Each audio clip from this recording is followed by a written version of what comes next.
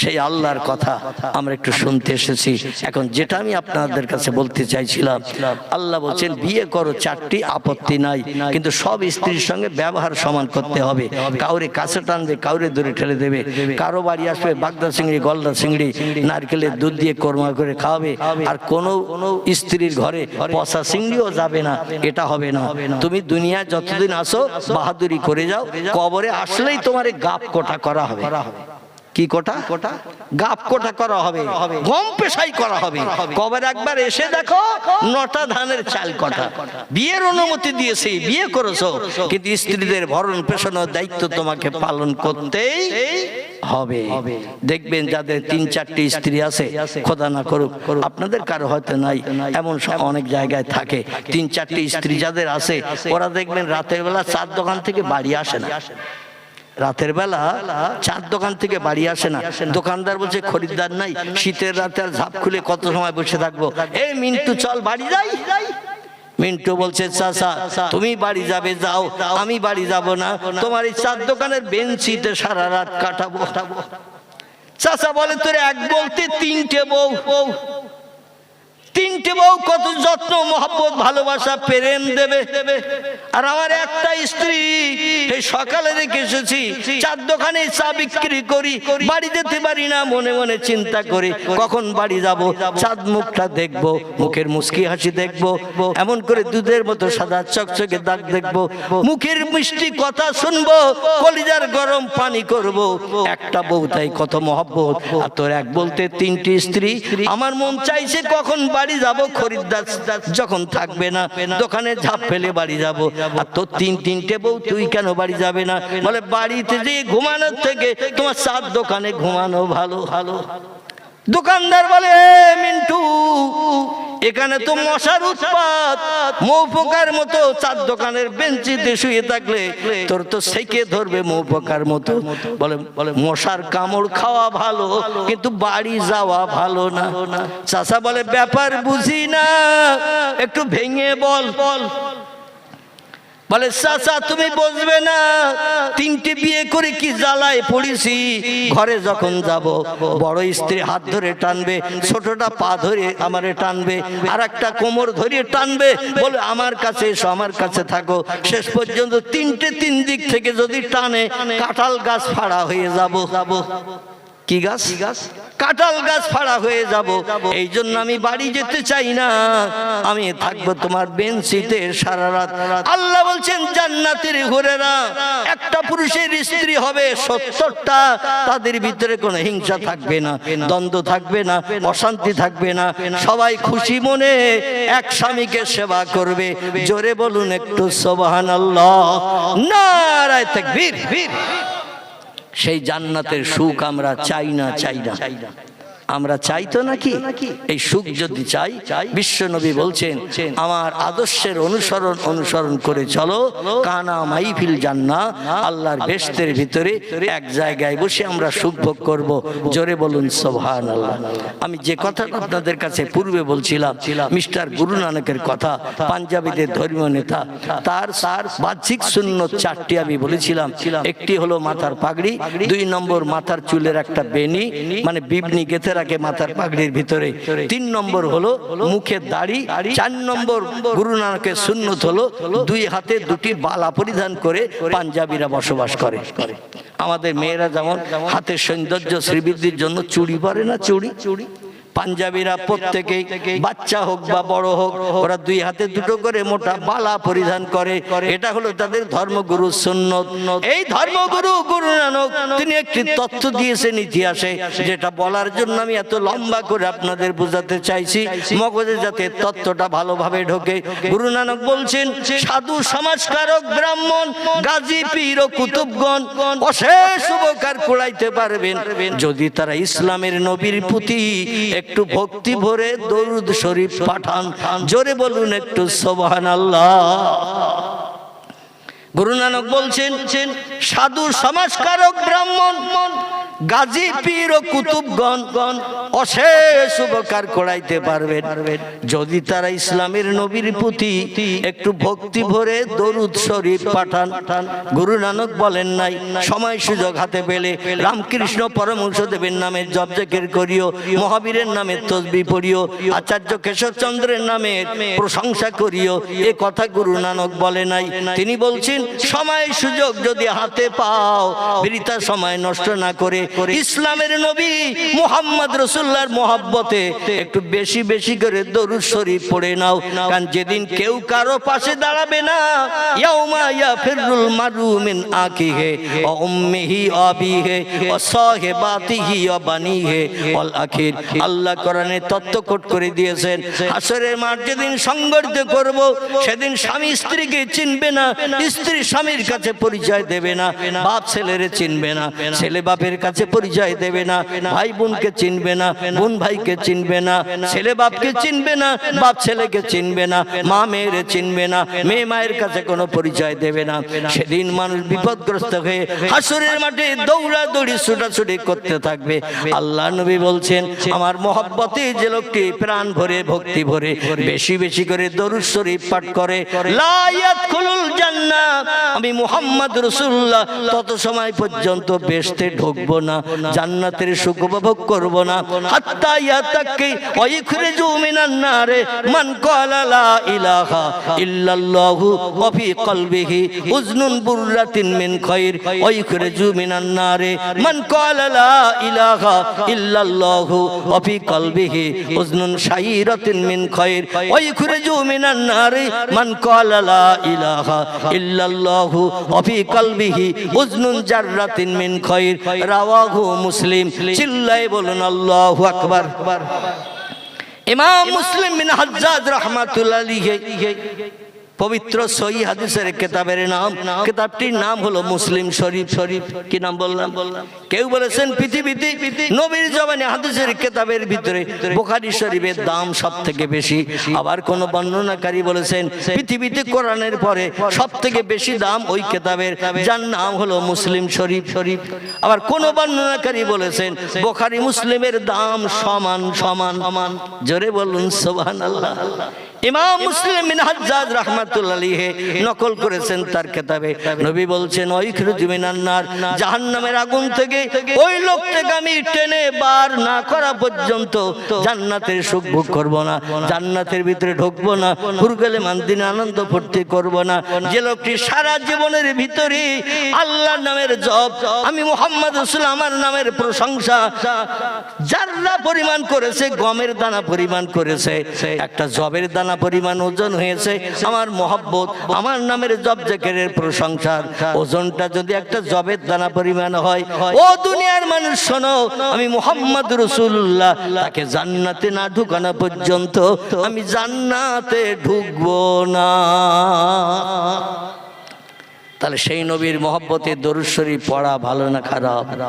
যদি ভালো হয় উচ্চ রবে প্রাণ ভরে একটু উচ্চ রবে দরুদ শরীফ। আল্লাহুম্মা সাল্লি আলা মাওলানা মুহাম্মদ ওয়া আলা আলি সাইয়্যিদিনা মাওলানা। ইউসুফকে দেখে জুলাইখা পাগল, ইউসুফকে দেখে জুলাইখা পাগল, রসুলকে দেখে খাদিজা, সেই আশিকে মুসলিম পাগল, দরুদ পড়ো মুস্তাফা। আল্লাহুম্মা সাল্লি আলা সাইয়্যিদিনা মাওলানা মুহাম্মদ ওয়া আলা আলি মাওলানা। কাজ করিতে গেলেন নবী, কাজ করিতে গেলেন নবী মা খাদিজার বাসায় রসুল প্রেমে মুগ্ধা হলেন পরকালের আশায় আল্লাহুম্মা সাল্লি আলা মাওলানা মুহাম্মদ ওয়া আলা আলিহি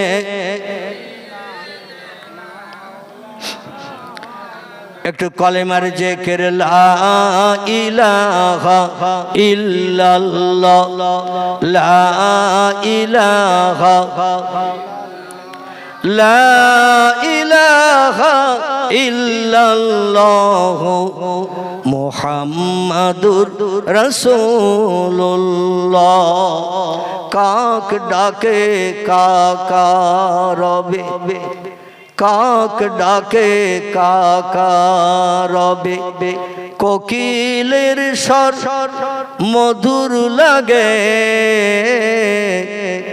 ডাকে সেই শীতের হাওয়ায় আল্লাহ ছাড়া মাবুদ নাই বলো লা ইলাহা ইল্লাল্লাহ লা ইলাহা লা ইলাহা ইল্লাল্লাহ মুহাম্মাদুর রাসূলুল্লাহ নবী ও বকর গারে সুরে নবী ও বকর গারে সুরে সেই নামের ওই জিকির করে তাই না দেখে মাকড় সাথী জাল বুনিয়া যায় কবুতর এসে পাশে বসে স্মরণ করে তাই বলো লা ইলাহা ইল্লাল্লাহ লা ইলাহা লা ইলাহা ইল্লাল্লাহ মুহাম্মাদুর রাসূলুল্লাহ সকলে বলুন সাল্লাল্লাহু আলাইহি ওয়াসাল্লাম আমার ভাইরা একটু আল্লাহর নামের জপ জিকির বিশ্ব নবীর মহব্বতে একটু দরুদের নজরানা আমরা পেশ করে নিলাম আপনারা অখুশি হলেন যদি অখুশি হন 2-5 মিনিট ধরিয়ে দেব পরে কি দরুদ শরীফ পড়তে আর অনেকে অনাগ্রহ তৈরি করে বলে বেকার কেন মরা মানুষের নামে দরুদ শরীফ পড়তে হবে মরা গরু ও তো আর ঘাস টাস খাবে না বেকার মোহাম্মদের নামে জপ জিকির করতে হবে না এখানে হয়তো ও দলের মানুষ কেউ নেই কিন্তু অনেক জায়গায় আছে ঠিক বললাম না ভুল বললাম অনেক জায়গায় ওই দলের মানুষ আছে বলে মরা গরু আর ঘাস খাবে না ওদের জন্য দোয়া সবরেসানি করতে হবে না কোনো খানা শাদির অনুষ্ঠান করতে হবে না গরিব এতিম মিসকিনকে খাওয়াতে হবে না কোনো কলমাখানি করতে হবে না কোরআন শরীফ তিলাওয়াত করে কবরের ধারে যেয়ে দোয়া করার দরকার নেই কারণ ওরা মরি গলিয়ে পচিয়ে মাটির সঙ্গে মিশে গেছে ওরা আর কিছু পাবে না জোরে বলুন নাউজুবিল্লাহ আচ্ছা আমরা কি সব ওই দলের লোক কথা বলে ভয় হচ্ছে নাকি আপনাদের আমরা ওই দলের লোক নই তাহলে আমরা মৃত ব্যক্তির আত্মার কল্যাণের জন্য দোয়া করি না আল্লাহর নবী বলছেন জিন্দা মানুষেরা মৃত ব্যক্তির জন্য দোয়া করলে মৃত ব্যক্তিরা দোয়া নিয়ে কবরে চুপ করে বসে থাকে না নাসাই শরীফের হাদিস রাসূল বলছেন মৃত ব্যক্তিরা জিন্দা মানুষের জন্য রুহানি দোয়া করে আর মৃত ব্যক্তিদের রুহানি দোয়া জিন্দা মানুষের জন্য আল্লাহ বিদ্যুতের মতো কবুল করেন জোরে বলুন সুবহান সংসারে বালা মুসিবত দূর হয়ে যায় সংসারে অশান্তি দূর হয়ে যায় অভাব দূর হয়ে যায় রোগ বেমারি থেকে আল্লাহ নিষ্কৃত নিষ্পত্তির ব্যবস্থা করেন। কারণ মৃত ব্যক্তিদের রুহানি দোয়া জিন্দা মানুষের জন্য আল্লাহ বিদ্যুতের মতো কবুল করে থাকেন। তবে যাদের আমলনামার থলি ভর্তি, থলির মুখে চেন টেনে দিয়ে 10 টাকার তালা লাগিয়ে চাবি সাগরে বা নদীতে ফেলে দিয়েছে, ওদের থলির ভিতরে কিছু ঢুকানোর জায়গা নাই। ওদের মরা মানুষের জন্য আল্লাহ নবীর নামে দোয়া দরুদ শরীফ পড়ার কোনো দরকার নাই। কারণ থলির মুখে চেন টেনে দিয়ে 10 টাকার তালা লাগিয়ে চাবি সাগরে নদীতে ফেলে দিয়েছে। চাবি খুঁজলে আর সাগরের তলা থেকে পাওয়া যাবে না। থলির ভিতরে ঢুকানোর আর কোনো জায়গা নাই। থলির তো মুখ আটা, এই জন্য আর দোয়ার প্রয়োজন তাদের নাই। আমি আপনাদের কাছে জিজ্ঞাসাবাদ করব, আমাদের আমলনামার থলি খোলা না চেন টানা? আমাদের আমলনামার থলি খোলা। মরণের দিন পর্যন্ত যদি আমরা দোয়া সবরেসানি করি, আমরা যদি জিকির আজগার করি, কোরআন তেলাওয়াত করি, তাসবিহ তাহলিল পাঠ করি, আমাদের আমলনামার থলি কি ভর্তি হবে? আবু বকর সিদ্দিক বলছেন, ও দুনিয়ার মানুষ, আল্লাহর নামের জপ জিকির ইবাদত বন্দেগী, নফল নামাজ, তাহাজ্জুদের নামাজ, ইশরাকের নামাজ, চাশতের নামাজ, আওয়াবিনের নামাজ, 5 ওয়াক্ত ফরজ নামাজ, নবীর পিছনে দাঁড়িয়ে দাঁড়িয়ে ইক্তেদা করার পরও আমার আমলনামার থলি আমি ভর্তি করতে পারিনি। তাহলে আবু বকর সিদ্দিকের মতো মানুষ যদি বলে আমার আমলনামার থলি খালি, তাহলে আমাদের থলি ভর্তি হয়ে গেছে নাকি? আহারে, নবী বলছেন তামাম পৃথিবীর মানুষের সৎ কাজ নেক কাজ সবগুলো কিয়ামত পর্যন্ত যত মানুষ দুনিয়ায় জন্ম নেবে, আমার উম্মত মণ্ডলী, আমার উম্মত সৎ কাজ করবে, কোরআন তেলাওয়াত করবে, জিকির আজগার করবে, তাসবিহ তাহলিল পাঠ করবে, সুবহানাল্লাহ পড়বে, আলহামদুলিল্লাহ পড়বে, আল্লাহু আকবার পড়বে, লা ইলাহা ইল্লাল্লাহ জপ জিকির করবে, সকাল সন্ধ্যা কোরআন তেলাওয়াত করবে, নফল নামাজ পড়বে, ফরজ নামাজ পড়বে, ওয়াজিব নামাজ পড়বে, সুন্নত নামাজ পড়বে। কিয়ামত পর্যন্ত দুনিয়ার সব দেশের মানুষের আমলগুলো যদি দাড়ি পাল্লার একদিকে চাপানো হয়, আর আমার মনের মানুষ, কাছের মানুষ, আমার স্ত্রী আয়েশার বাবার আমলগুলো দাড়ি পাল্লার আর একদিকে যদি চাপানো হয়, নিঃসন্দেহে আবু বকরের দিকে মনি কাটা ঝুঁকে যাবে। নারায়ে তাকবীর। সেই রকম মানুষ আমাদের বনার ইচ্ছা প্রকাশ করতে হবে।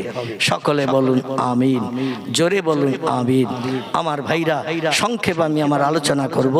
পবিত্র কোরআনে পাকের 15 পারার প্রথম লাইন বক্তৃতার প্রারম্ভে আপনাদের কাছে পরিবেশন করেছি। কোরআন পাকের যে আয়াত পাঠ করেছিলাম, আমি তার তরজমা ব্যাখ্যা সংক্ষেপে করে আমার বক্তৃতার ইতি টানবো। পরবর্তী বক্তা অপেক্ষায় আছেন আপনাদের সঙ্গে চারিচক্ষুর মিলন ঘটানোর জন্য।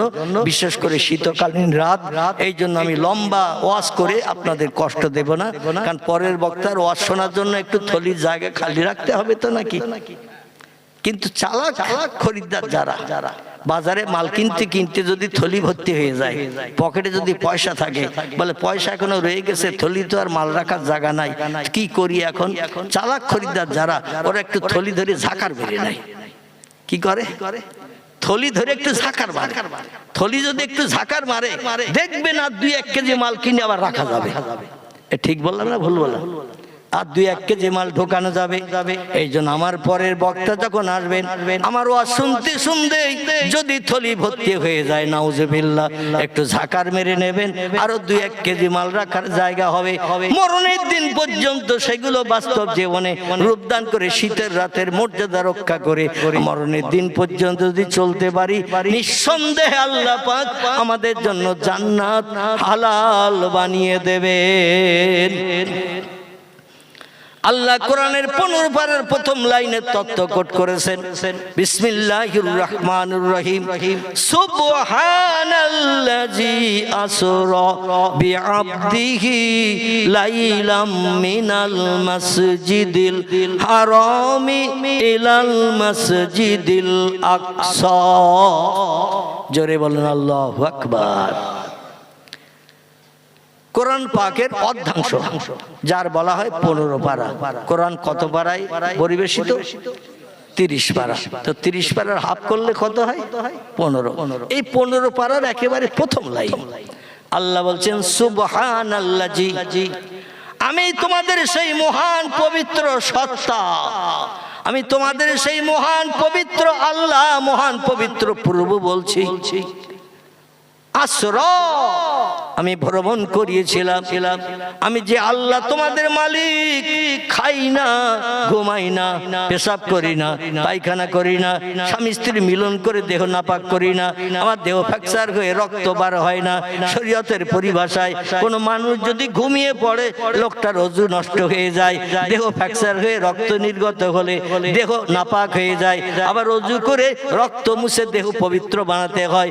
মদ খেলে দেহ নাপাক হয়, ঘুমিয়ে পড়ে ঘুম থেকে উঠলে দেহ নাপাক হয়ে যায়, স্বামী স্ত্রী মিলন করলে দেহ নাপাক হয়ে যায়, পেশাব করলে দেহ নাপাক হয়, পায়খানা করলে দেহ নাপাক হয়। এই দেহ পাক করার জন্য আল্লাহ কোরআনে বিধান দিয়ে দিয়েছেন। ও দুনিয়ার মানুষ, নাপাক দেহ যদি পবিত্র বানাতে চাও, তাহলে আমার কোরআনের বিধানকে বাস্তব জীবনে রূপদান করো। সেটি হলো এই, ও আমার বান্দারা, আমি আল্লাহ কোরআনে তথ্য কোট করে দিলাম, ফাকসেলু ওযুহাকুম ওয়াইদিয়াকুম ইলাল মারাফিকে ওয়ামসাহু বিরুসিকুম ওয়ারজুলাকুম ইলাল কাবাইন। জোরে বলুন একটু আল্লাহু আকবার। নাপাক দেহ যদি পাক বানাতে চাও, চারটে কাজ করতে হবে। কটি? কোরআনে আল্লাহ তত্ত্ব কোট করেছেন, চারটে কাজ করলে তোমাদের নাপাক বডি পবিত্র হবে, পাক হয়ে যাবে। আল্লাহর নবী তিরমিজি শরীফের হাদিসে জানিয়েছেন, নাপাক অবস্থায় আমার উম্মত যদি দুটি কাজ করে, সঙ্গে সঙ্গে কাফেরে রূপান্তরিত হবে। কি হবে? নাপাক অবস্থায় দুটো কাজ যদি আমার উম্মত করে, সঙ্গে সঙ্গে লোকটা কাফের হয়ে যাবে। আমি আপনাদের কাছে জিজ্ঞাসাবাদ করি, কাফেরের ঠিকানা কোথায় হবে? কাফেরের ঠিকানা হবে জাহান্নাম। তাহলে আমরা নাপাক অবস্থায় দুটো কাজ মরণের দিন পর্যন্ত করব না। সকলে বলুন আমিন। আর কিছু মনে থাক বা না থাক, এই দুটো কাজ মরণের দিন পর্যন্ত আমল করবেন। রাজি আছেন তো নাকি? তাহলে আর কাফের হব না, আল্লাহ জাহান্নাম হালাল হবে না, একদিন একদিন জান্নাতে যাওয়ার সুযোগ থাকবে। জোরে বলুন আমিন। দুটি কাজের একটি হলো, দেহ যদি নাপাক থাকে, নাপাক অবস্থায় আল্লাহর পাক কালাম কোরআনে হাত লাগানো যাবে না, কোরআন স্পর্শ করা যাবে না। আল্লাহ কোরআনের 27 পারা একটি সূরা কোট করে দিয়েছেন। সূরাটির নাম হলো সূরাতুল ওয়াকিয়া। কি নাম বললাম? সূরাটির নাম হলো সূরাতুল ওয়াকিয়া।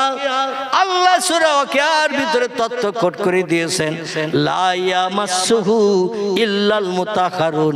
অত সময় পর্যন্ত আমার আসমানি ভাষা লৌহে মাহফুজের সংরক্ষিত মিষ্টি মধুর সত্যবাণী, সত্য কথা, যার নাম হলো কোরআন, ওই কোরআনের গায়ে অত সময় পর্যন্ত হাত লাগাবে না, লা ইয়ামাসসুহু, অত সময় কোরআন স্পর্শ করবে না, ইল্লাল মুতাহহারুন, যত সময় তোমার বডিটা, দেহটা পবিত্র না বানাবে। দেহ পবিত্র বানাও, আমার কোরআনে হাত লাগাও, আমার কোরআন সামনে রেখে তেলাওয়াত করো। প্রতিটি অক্ষরের বিনিময়ে 10টি করে সওয়াব তোমার নাম আমলের থলিতে লিপিবদ্ধ করা হবে। কিন্তু নাপাক অবস্থায় কোরআনে হাত লাগালে পড়া তো দূরে থাক, তুমি আমার শত্রু বান্দী হিসেবে বিবেচিত হবে। আমি আল্লাহ পবিত্র, আমার কোরআনও পবিত্র। আমার ভাইরা, আর একটা কাজ করলে আমরা কাফের হব। সেই কাজটি হলো বেওযু অবস্থায়, ওযু নেই, কেউ যদি সেজদায় যায় নামাজে, খুব ভালো করে শুনুন, ওযু নাই, ওযু ভেঙে গেছে, ওই অবস্থায় যদি আপনি নামাজ পড়েন, রুকু করে সেজদায় যেয়ে যদি পড়েন সুবহানা রাব্বিয়াল আলা, আল্লাহর নামের এই তাসবিহ যদি পাঠ করেন, শরীয়তের পরিভাষায় ফতোয়ার কিতাবের লেখকেরা লিখেছেন, লোকটা সঙ্গে সঙ্গে কাফেরে রূপান্তরিত হবে। জোরে বলুন নাউজুবিল্লাহ। আমরা মসজিদে অধিকাংশ ব্যক্তি অন্তত প্রতিদিন না যাই, সপ্তাহে একদিন যাই। ঠিক বললাম না ভুল বললাম? আপনারা বোধহয় সবাই প্রতিদিন 5 বার করে যান নাকি? কেউ কথা বলে না। সবাই যায়? যায় না। তাহলে আমার ভাই তত্ত্ব দিয়েছে, আমি আর তত্ত্ব দিলাম না। মানে যা কিছু বোঝা আমার ভাই ঘাড়ি পড়বে, কারণ উনি দিয়েছেন তত্ত্ব। আমি তো আপনাদের সম্পর্কে জানি না, খবর রাখি না, এই জন্য তত্ত্ব দিতে পারছিলাম না। সবাই যায় না, অধিকাংশ ব্যক্তি একদিন যায় মসজিদে, সপ্তাহে একদিন করে। সেদিন কি বার? শুক্রবার জুমাবার আল জুমাতু আগেরুন আল জুমাতু আজহেরুন। আল্লাহর নবী হাদিস শরীফে জানিয়ে দিয়েছেন জুমার দিন শান্তির দিন, জুমার দিন দোয়া কবুলের দিন। আল্লাহ পাক জুমার দিন বান্দার মনোবাঞ্ছা পূর্ণের দিন বানিয়ে দিয়েছেন।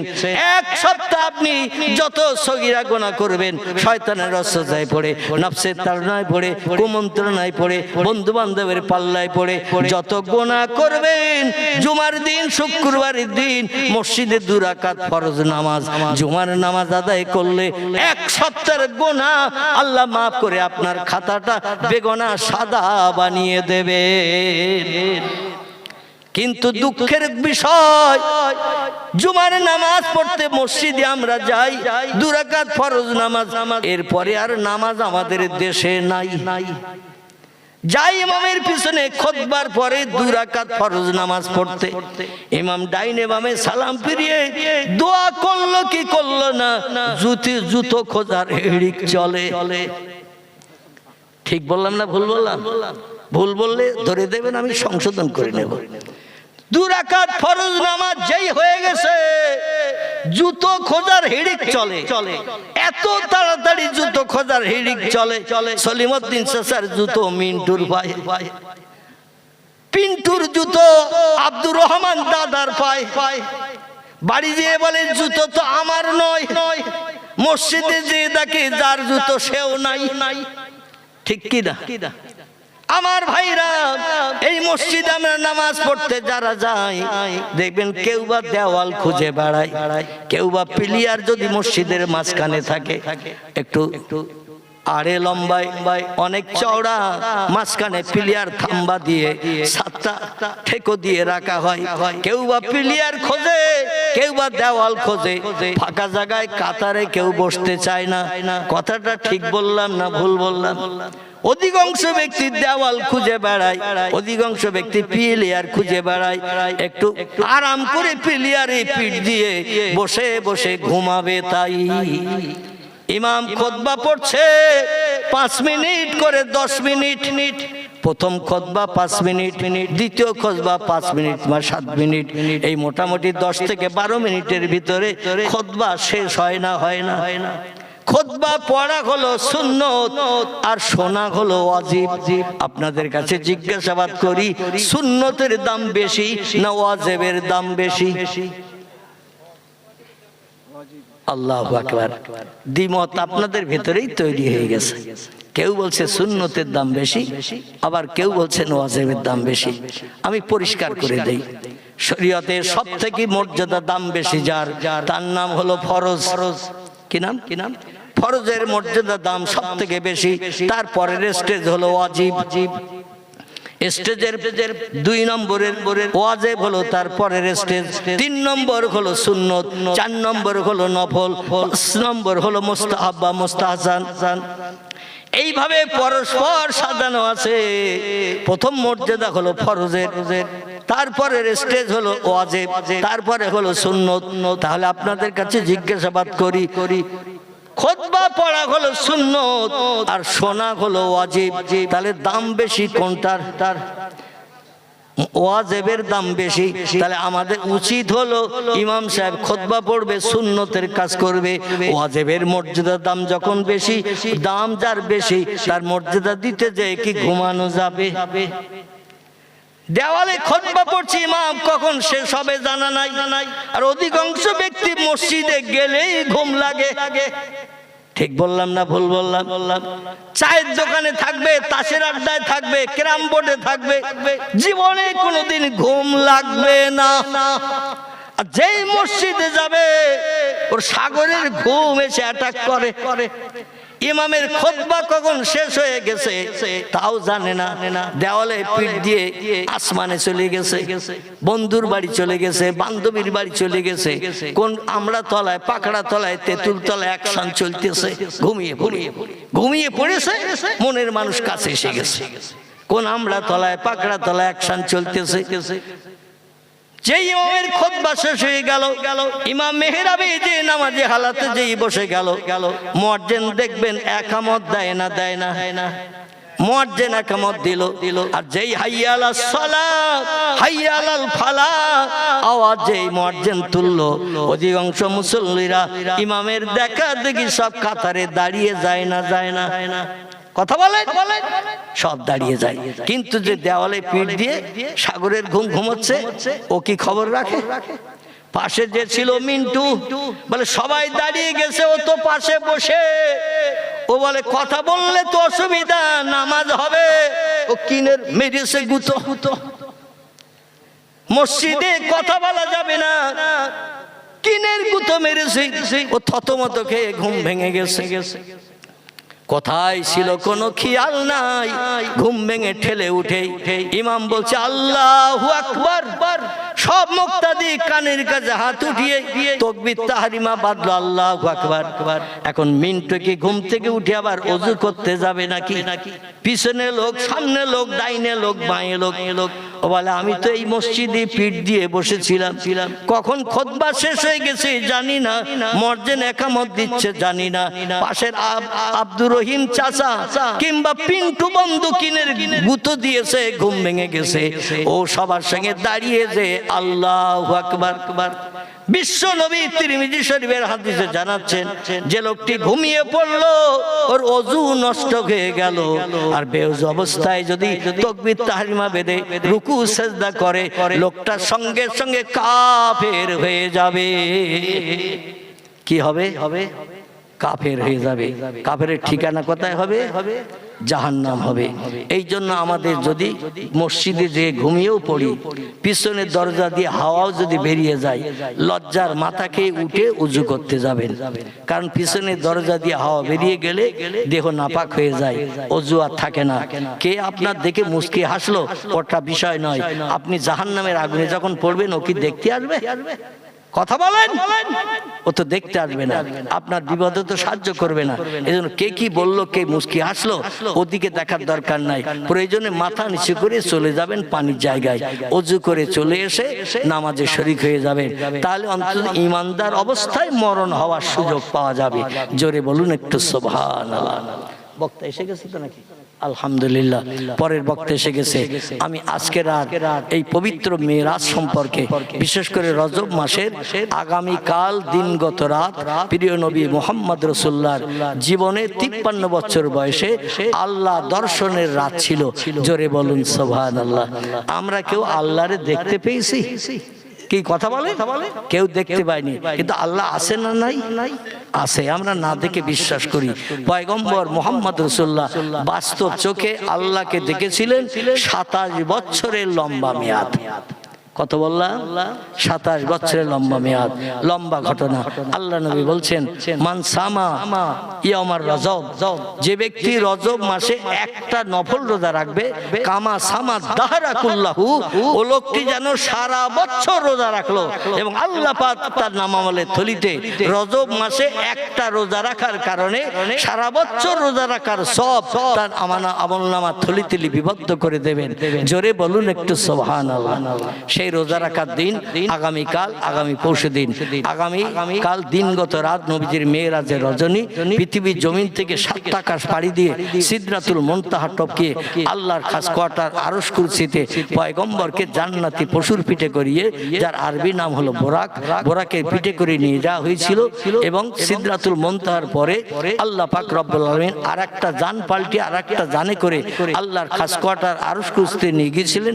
তার আরবি নাম হলো রফ নামক গাড়ি। এই গাড়িতে করে আল্লাহর সামনে বসে আল্লাহ নবী গল্প করতে করতে সময় লেগেছিল। তাফসীরের কিতাবে এসেছে 27 বছরের লম্বা মেয়াদ। জোরে বলুন সুবহানাল্লাহ।